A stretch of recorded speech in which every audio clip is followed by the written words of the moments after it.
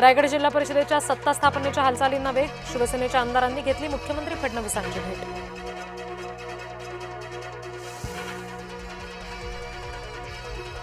गोव्याचे मुख्यमंत्री प्रमोद सावंत यांनी घेतली उपमुख्यमंत्री सुनेत्रा पवारांची भेट, भेटीचं कारण अस्पष्ट. मुंबईतल्या बांगलादेशी घुसखोरांना हाकला, एकनाथ शिंदे यांचे प्रशासनाला आदेश.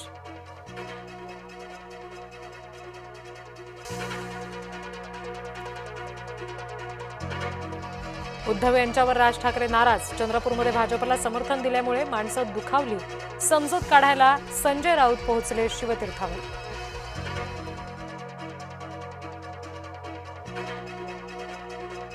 अजित पवार यांच्या निधनाच्या वादात प्रफुल्ल पटेल यांचं प्रथमच नाव, प्रमोद हिंदुराव यांचं विधान वादात, नंतर सारवासारव.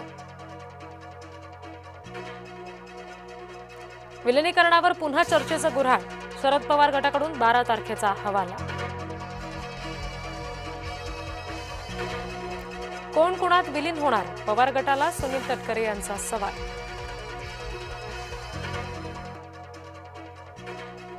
वादग्रस्त VSR विमान कंपनीची चौकशी का नाही, नागरी हवाई वाहतूक महासंचालकांकडून 14 विमान कंपन्यांच्या चौकशीचे आदेश. चौकशीच्या फेऱ्यातून VSRला मात्र वगळलं.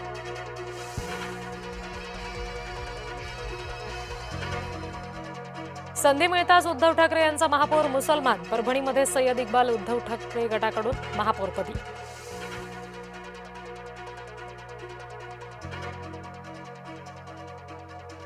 उद्धव यांनी बाळासाहेबांचे विचार सोडलेत, उपमुख्यमंत्री शिंदे यांनी उद्धव ठाकरेंची उडवली खिल्ली.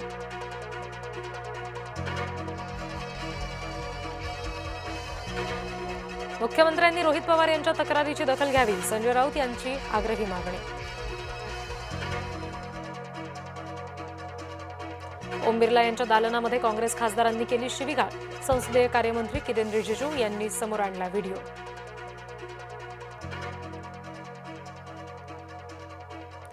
निष्ठेने लढलात, आता निष्ठेने काम करा, उद्धव ठाकरे यांचे आदेश.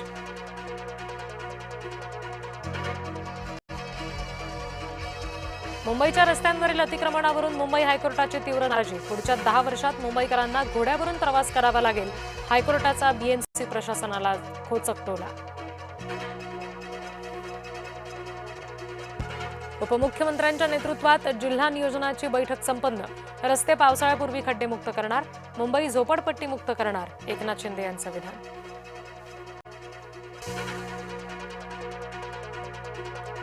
नवऱ्याच्या अनुपस्थितीची पोकळी भरण्याचा प्रयत्न, सुनेत्रा पवार यांनी घेतली पुणे नियोजनाची बैठक.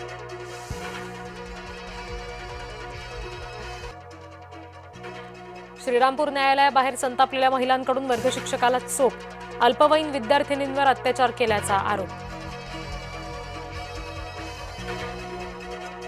पुण्यातील MIT महाविद्यालयामध्ये भाजयुमोची तोडफोड, बांगलादेशच्या खाद्यपदार्थांचा स्टॉल फोडला.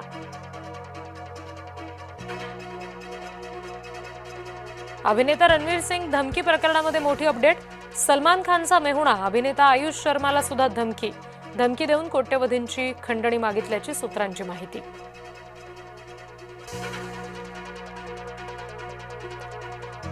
"48 तास काम करा आणि सुट्टी घ्या", राज्य कामगार विभागाकडून संहितेमध्ये सुधारणा. मोनोरेल पुन्हा सुरू होणार, गेल्या 5 महिन्यांपासून तांत्रिक बिघाडामुळे मोनो सेवा होती ठप्प.